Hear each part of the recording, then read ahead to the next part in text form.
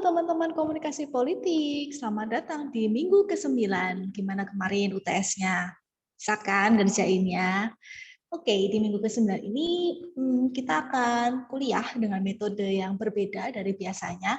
Kalau teman-teman biasanya cuma mendengarkan saya via radio, minggu ke-9 ini teman-teman bisa mendengarkan saya sekaligus bisa nonton saya di YouTube. Nah, hari ini kita akan membahas tentang sebuah topik, di mana ini memang kelanjutan ya dari semua topik yang memang kita sudah bahas di setengah semester kemarin. Kalau di setengah semester kemarin kita lebih fokus untuk membahas tentang siapa itu aktor politik, kemudian apa saja pesan-pesan yang mereka sampaikan, tujuannya apa, kemudian media yang seperti apa yang mereka gunakan untuk menyampaikan pesan-pesan tersebut. Nah, setelah UTS ini, kita akan lebih membahas tentang faktor eksternal yang ada di sekitar para aktor politik. Nah, salah satunya adalah yang akan kita bahas di minggu ini, yaitu audiens atau penonton dari para aktor politik itu. Tentunya penonton itu melihat mereka pasti dari media dong. Jadi bagaimana ya kira-kira perspektif dari audiens ketika menonton seorang aktor politik ataupun partai politik di media-media. Nah, kita akan membahasnya minggu ini. Oke, kita akan membuka PowerPoint minggu ke-9 ini ya, teman-teman. Nah, di sini judulnya seperti yang teman-teman sudah lihat, yaitu audience democracy. Nah, audience democracy ini sebenarnya saya ambil dari sebuah tokoh bernama Bernard Manin ya, teman-teman. Jadi teman-teman juga bisa mendapatkan bukunya ini dari Bernard Manin ini untuk membaca lebih lengkapnya. Tapi hari ini saya akan membahas tentang garis besar lah ya apa yang disampaikan oleh Manin tentang demokrasi penonton. Nah, ini adalah 5 premis atau 5 pernyataan gitu ya yang bisa kita garis bawahi selama pertengahan semester kemarin sampai dengan UTS. Yang pertama adalah komunikasi politik tidak membutuhkan media massa. Ya, di masa media seperti ini, semua aktor politik ataupun partai politik yang ingin menyampaikan agendanya pasti memanfaatkan yang namanya media. Bisa media massa yang konvensional, koran, baliho, flyer, atau mungkin dengan media elektronik, menyampaikan dengan iklan ataupun media-media tidak berbayar seperti liputan, interview, talk show, ataupun bisa juga mereka menyampaikan di radio. Tetapi apalagi sekarang didukung dengan digital media, semua komunikasi politik sudah bisa juga disampaikan melalui media elektronik dan digital. Media digital contohnya yang paling mudah adalah ya media sosial. Semua partai politik, semua kader politik, semua aktor politik pasti punya dong media sosial, entah itu Facebook, entah itu Twitter, entah itu Instagram, mereka pasti akan memanfaatkan media tersebut untuk menyampaikan pesan-pesan politiknya. Kemudian yang kedua adalah calon politisi dengan kepemilikan media massa pasti akan terpilih oleh rakyat. Wah, kalau yang ini kayaknya sudah rame ya di kontestasi politik di Indonesia. Teman-teman pasti sudah tahu beberapa ketua partai politik di Indonesia itu ya adalah orang-orang yang punya media. Sebut saja partai dari Haritanu Sudibyo. Ada juga partai dari pemilik Metro TV. Ya, teman-teman kalau sudah ada kata kuncinya pasti teman-teman sudah kebayangkan partainya apa. Kemudian yang ketiga adalah komunikasi politik merupakan talenta yang tidak bisa dilatih. Apakah ini benar gitu ya? Kalau teman-teman kemarin menonton dari film The Campaign gitu ya, keberhasilan salah satu kandidat setelah dilatih oleh salah satu konsultan politik, ternyata dia bisa loh hampir gitu ya memenangkan kontestasi politiknya. Nah, ini mungkin gitu ya premis ini masih bisa diperdebatkan. Kemudian iklan politik tidak punya dampak apapun bagi elektabilitas seorang politisi. Kayaknya nggak mungkin ya. Bagi di era digitalisasi seperti sekarang, semua iklan politik pasti punya dampak. Paling tidak mereka akan menghasilkan awareness gitu ya pada penonton. Oh, saya kenal aktor ini dari iklannya di sini, atau saya kenal aktor ini dari postingannya di Instagram misalnya, dan lain sebagainya. Ada lagi, negara Indonesia masih menjadi negara dengan bentuk pemerintahan demokrasi. Syukurnya untuk premis yang kelima ini masih benar ya.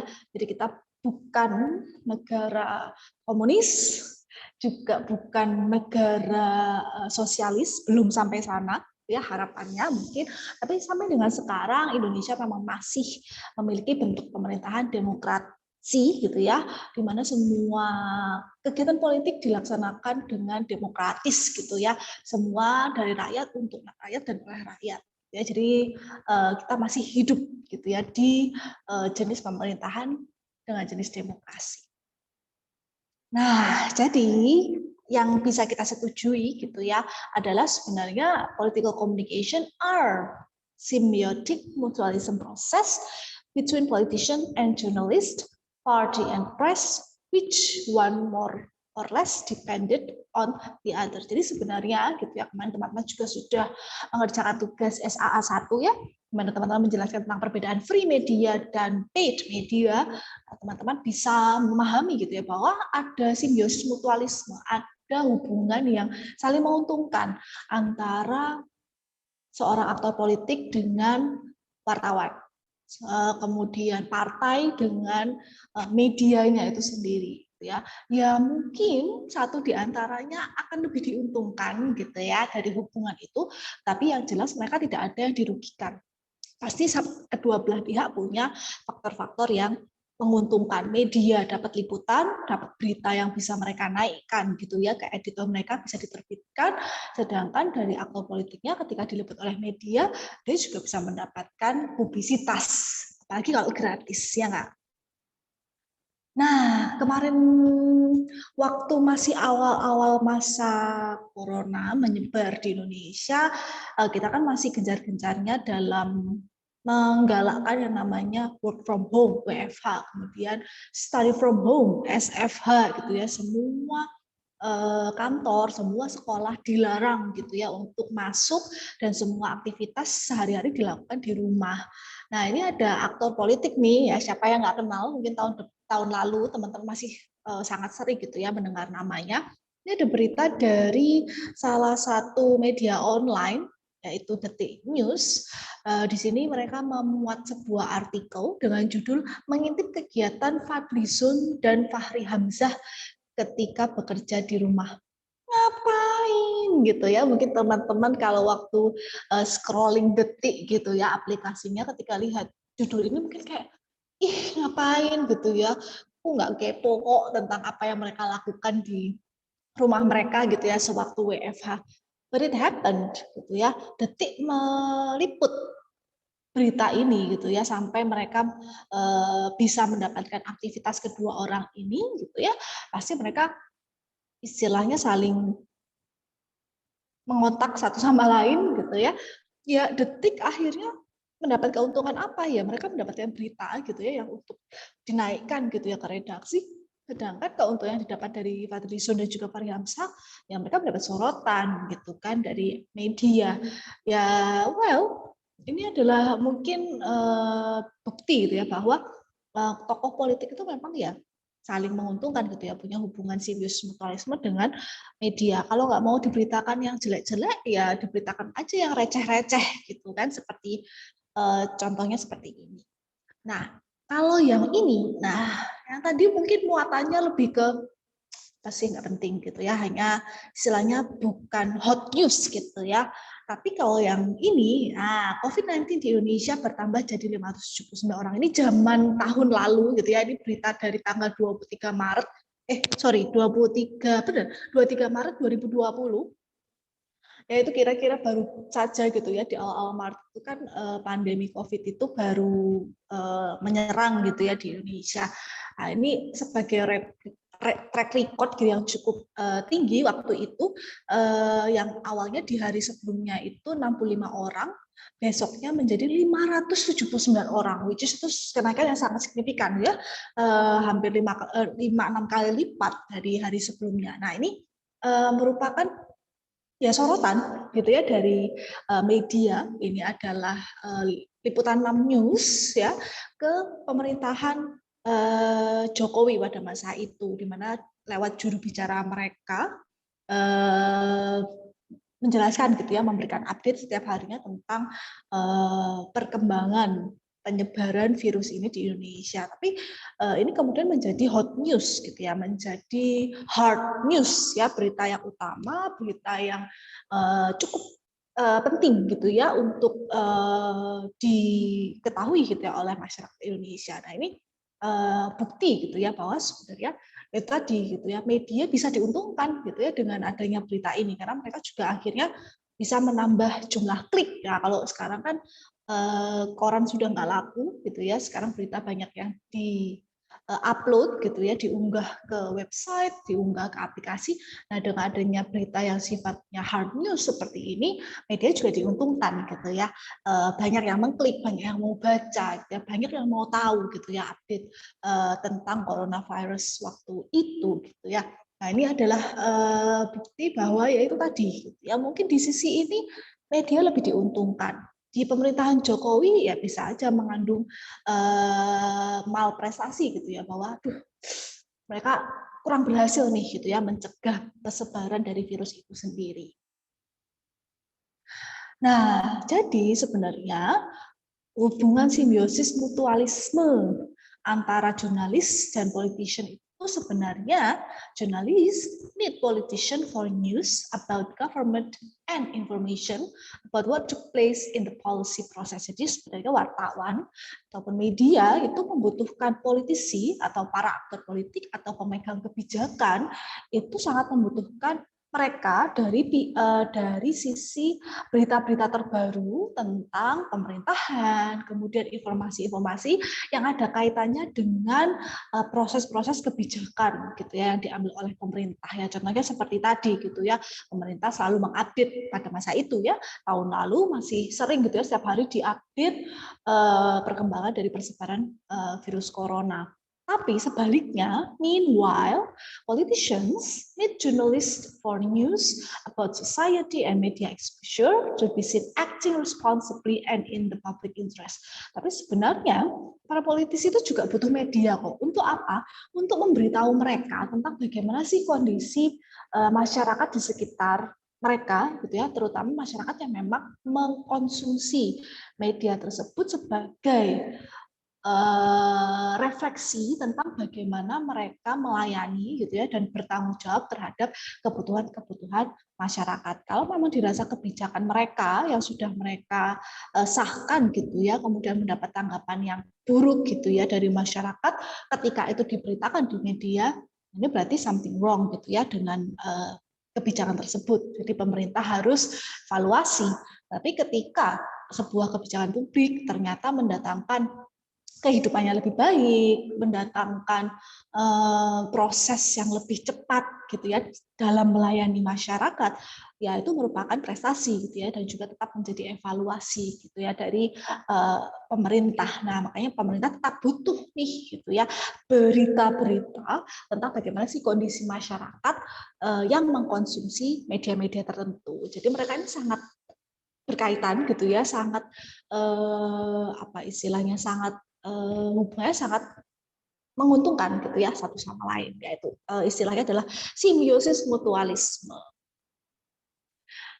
Itu tadi hubungan antara aktor politik, partai politik, kemudian pemerintah gitu ya dengan medianya gitu ya, media massa, pemilik media massa.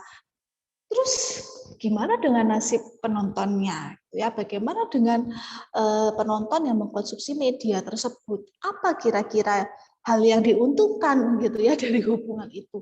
Apakah kita cuma kemudian sekedar menjadi penonton saja yang pasif gitu ya?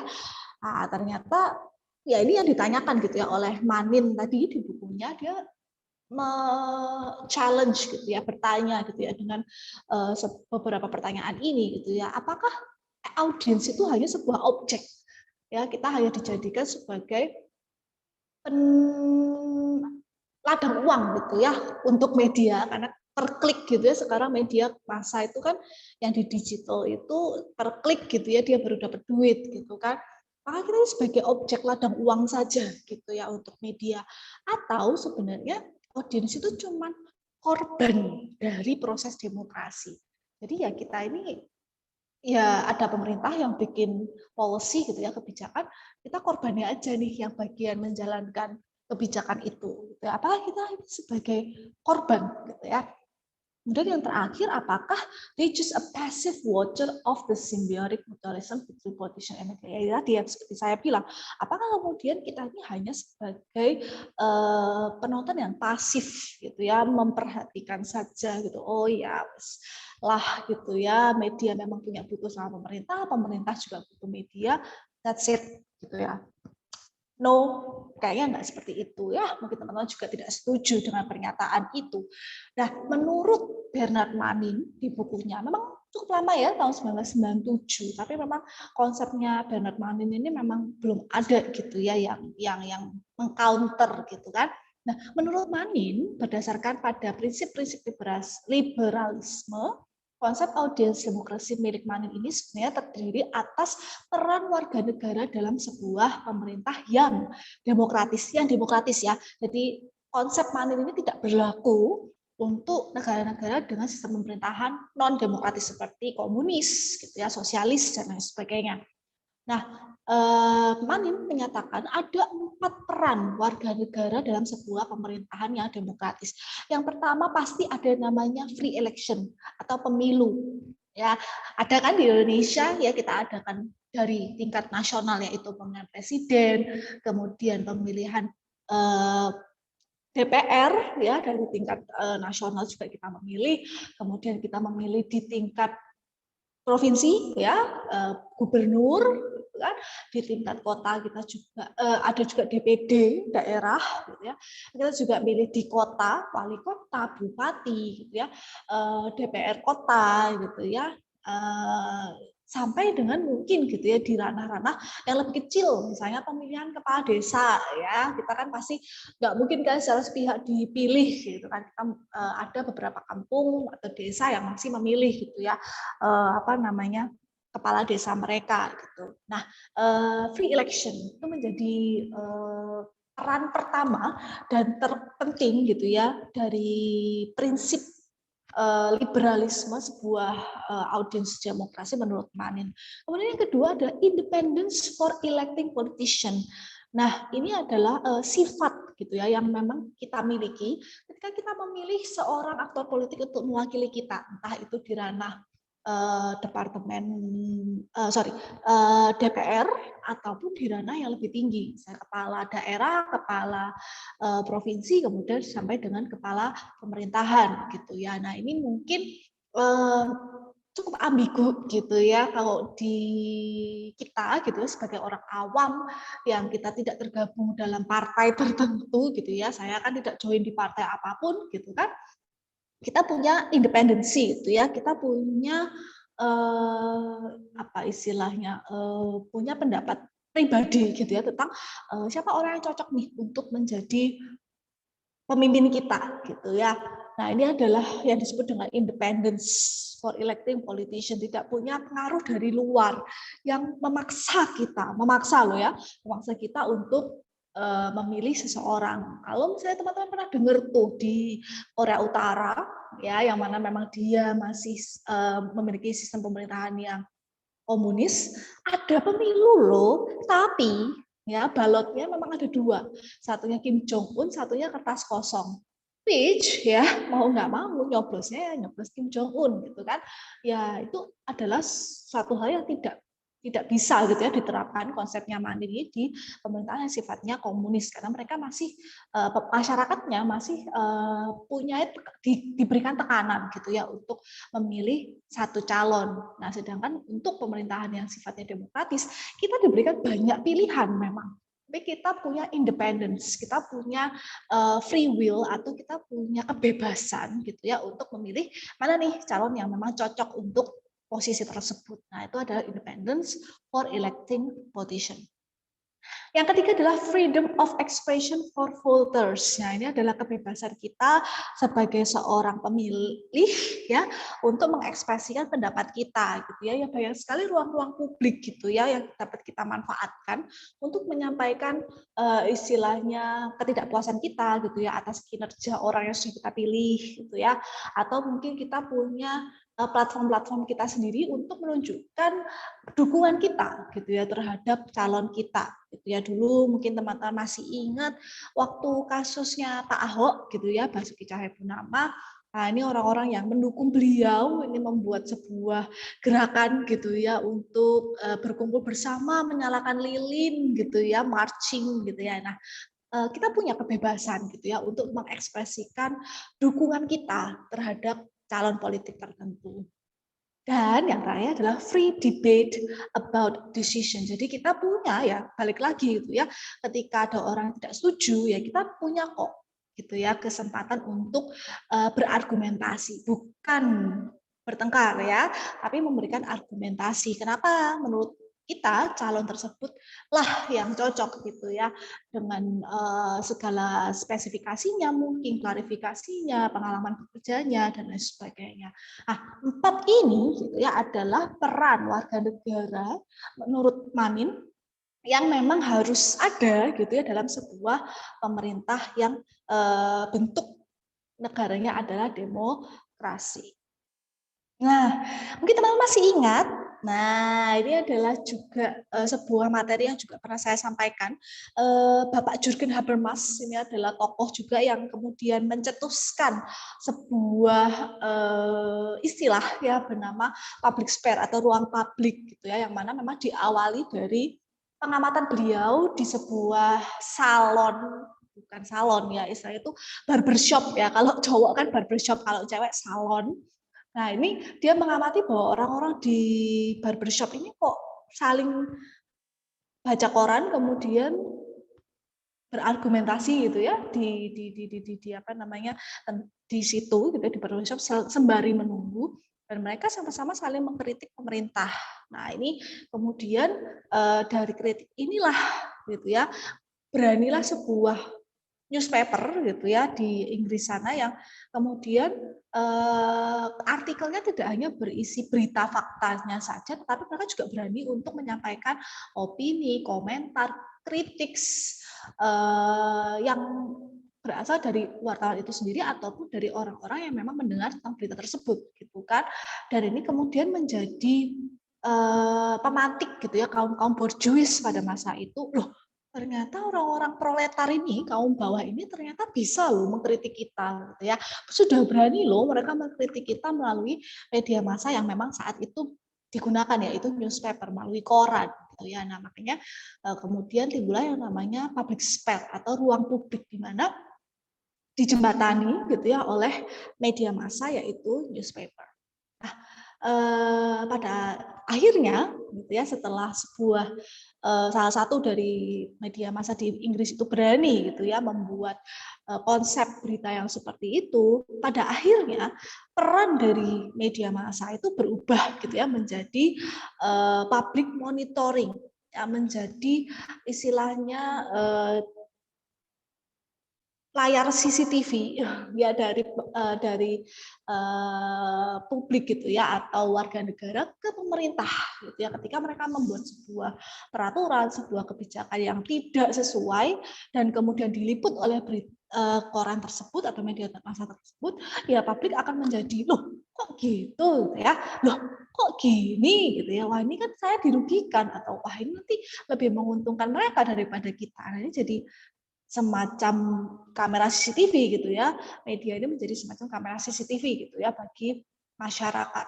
Dan kemudian ruang publik itu sendiri, public sphere itu kemudian muncul sebagai a set of institution representing a sort of buffer zone between state or king and private sphere. Jadi ini akhirnya menjadi penjembatan gitu ya antara pemerintah dan juga ranah yang private, yaitu ranah-ranah ya kelompok-kelompok masyarakat gitu ya, entah itu pekerja, entah itu buruh gitu ya, kaum imigran dan lain sebagainya.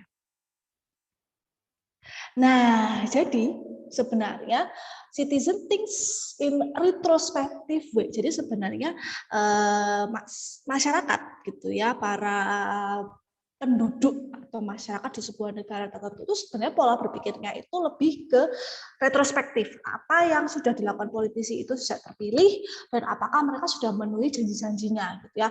Ini di masyarakat yang demokratis ya.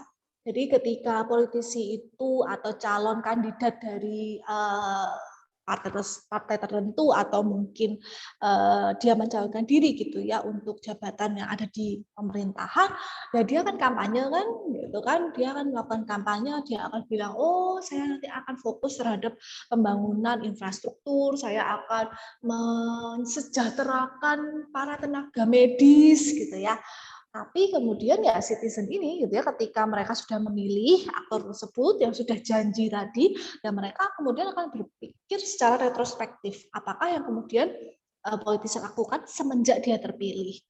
Ya, apa yang menjadi rubriknya gitu ya, apa yang menjadi istilahnya checklistnya ya janji-janjinya kemarin gitu kan. Orang ini benar nggak ya mau mensejahterakan tenaga medis gitu kan, benar nggak nih orang ini mau membangun infrastruktur yang lebih mendukung, yang lebih baik gitu ya di kota tersebut atau di daerah tersebut. Nah, sedangkan terbalikan gitu ya dengan citizen. Nah, politisi itu sendiri cara berpikirnya adalah prospektif. Apakah rakyat akan menghargai hasil kerjaku? Apa yang rakyat nilai dari kinerjaku agar aku dapat terpilih kembali di periode pemilihan selanjutnya. Jadi kebalikannya gitu ya, kalau masyarakat itu mikirnya adalah kamu udah janji, lakukan janjimu. Kamu sudah memenuhi janji-janjimu yang mana aja. Kamu harus memenuhi janji-janjimu. Tapi kalau politisinya akan berpikir, aku ini harus apa ya supaya aku ini bisa terpilih lagi, atau aku ini harus apa ya supaya masyarakatku bisa menghargai kinerjaku gitu ya. Jadi sebenarnya pola berpikir politisi dan juga masyarakat itu sangat berketerbalikan, tetapi sebenarnya kalau mereka saling gitu ya memahami satu sama lain ya pada akhirnya hubungan ini bisa saling menguntungkan gitu ya, baik dari politisi itu sendiri dan juga bagi masyarakat di mana politisi itu menjadi kepala gitu ya, entah itu di tingkat daerah, provinsi maupun di pemerintahan pusat.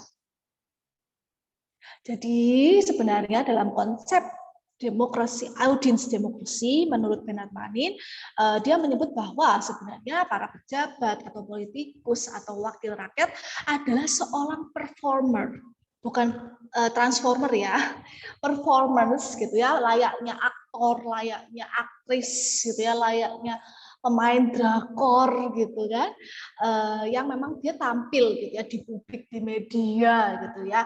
Nah, sedangkan jurnalis atau wartawan itu lebih berperan sebagai reviewer atau pengulas kemampuan berakting dari seorang politikus itu sendiri. Jadi kalau dibayangkan sebagai dunia hiburan gitu ya, industri hiburan, aktor politik ini lebih dari aktornya aja gitu ya, lebih sebagai aktornya aja gitu ya, dia pemain perannya gitu ya yang tampil.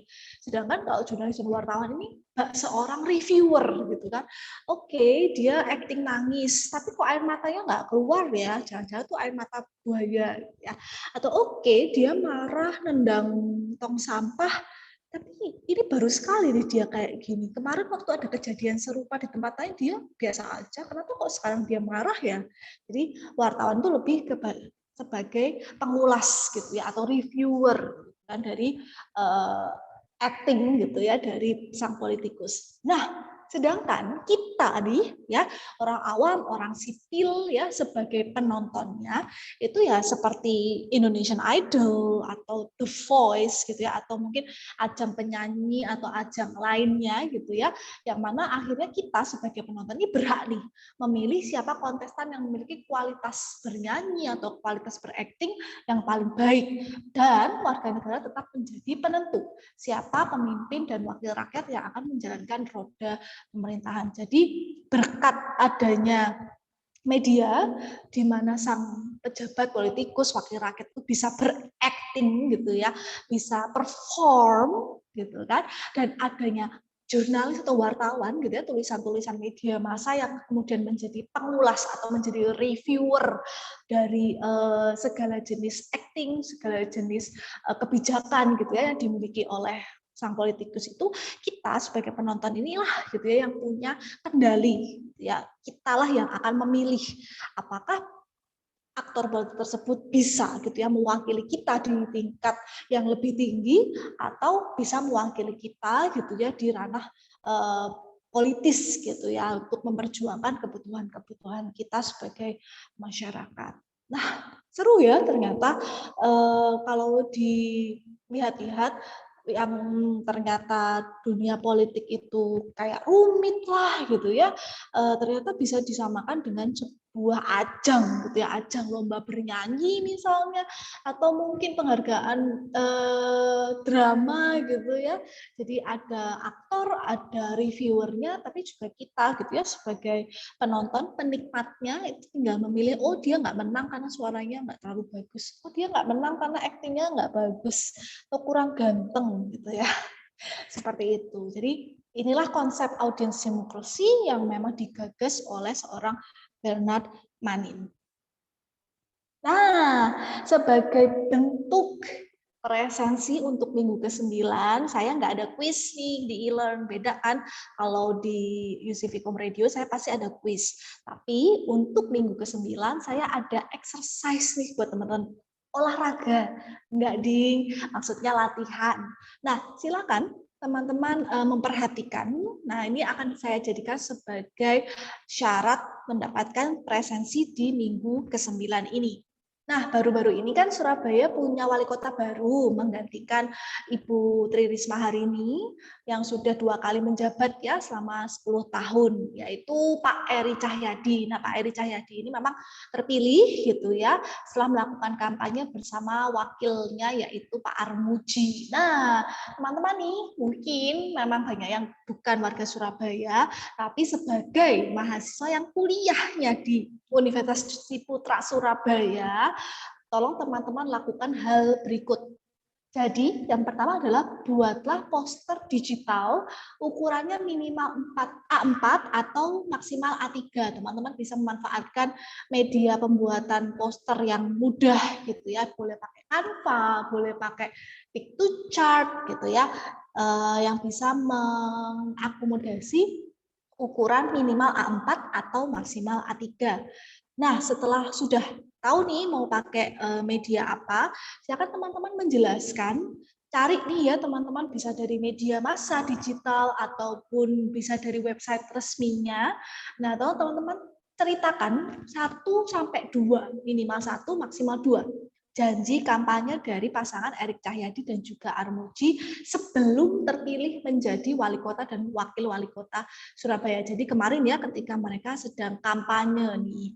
Nah, kemudian dari 1-2 janji itu, coba teman-teman cari di semua media sosial atau mungkin kolom-kolom komentar pada media massa digital tentang pendapat netizen ya. Kalau di digital kan namanya netizen ya. Tentang pendapat netizen tentang kinerja Eri Cahyadi setelah dia terpilih. Mungkin ini sudah sekitar 3 bulanan beliau terpilih gitu ya. Beliau bekerja resmi gitu ya sebagai wali kota Surabaya. Nah, silakan teman-teman cari tahu gitu ya di mungkin di Instagram ataupun di Twitter gitu atau di Facebook atau mungkin di kolom-kolom komentarnya kompas.com, Detik News yang memberitakan tentang kinerja dari Eri Cahyadi. Kira-kira apa ya pendapat netizen tentang kinerja dari pasangan Eri Cahyadi dan juga Armuji? Apakah ada dari janji kampanyenya yang sudah dilakukan? Dan terakhir setelah teman-teman mendapatkan pendapat gitu ya dari audiens atau dari netizen yang maha benar itu tentang kinerja Eri Cahyadi, silakan teman-teman buat kesimpulan. Apakah audiens merasakan bahwa janji kampanye pasangan Eri Cahyadi dan juga Armuji ini sudah terpenuhi atau belum terpenuhi? Kalau sudah terpenuhi, bagaimana pendapat mereka? Kalau belum terpenuhi, kira-kira kenapa ya kok belum dipenuhi gitu ya oleh pasangan tersebut. Nah, deadline pengumpulannya adalah Selasa tanggal 13 April, jamnya adalah jam 9 pagi ya, maksimal Selasa 13 April jam 9 pagi. Silahkan kumpulkan dengan format file PDF. Saya ulangi, format filenya adalah PDF. Dan pengumpulannya pasti di e-learn. Jadi saya tunggu buat teman-teman mengerjakan exercise dari saya untuk kepentingan presensi di minggu ke-9. Sekian materi dari saya hari ini. Semoga bisa mendapatkan wawasan baru dan bisa menjadi bahan refleksi gitu ya teman-teman, untuk semakin menjadi penonton yang lebih pintar ketika pada masa kontestasi politik. Jadi kita tidak boleh menjadi audiens yang pasif ya, menjadi audiens yang aktif saja, menyuarakan pendapat kita, membela apa yang memang kita rasa benar, dan juga membantu teman-teman kita yang mungkin belum beruntung.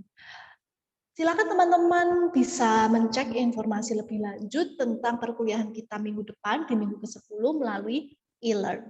Tetap sehat teman-teman, sampai ketemu lagi minggu depan. Bye-bye.